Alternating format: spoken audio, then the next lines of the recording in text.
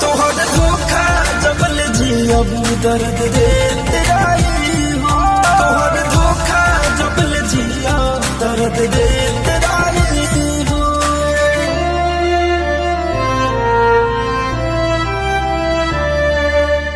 अरे माई यही बताओ तो रानी कैसे लगेली? अरे बेटा ये हमरे पर दो हो जाई तो हम गंगा नहा ले हम। राजू देख माई नाम लेते चल आइल 12 लाख में मोर बात तोरा पतो के पतो मैं वो कहा ना रानी तू माई की भी पसंद बारू और हम तो के बताए वाला रानी हा कि हम तुझसे बहुत प्यार करें। क्या प्यार? दिमाग खराब है तुम्हारा, तुम खुद से कुछ भी सोच लेते हो। अरे रानी ठीक है धीरे बोलो ना, गांव के लोग जुटी आता। हद में क्यों नहीं रहते तुम गरीब लोग?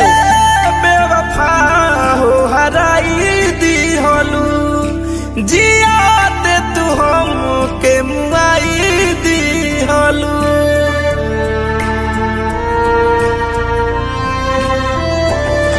टूटल हमार भरोसा रोब तड़प हमेशा, हाथ में जीवन भरल दारू सिगरेट रही हो।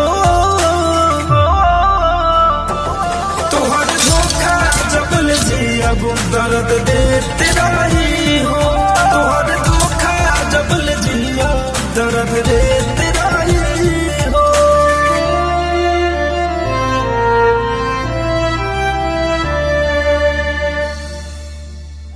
तोहर धोखा जबल जियब दर्द देते रही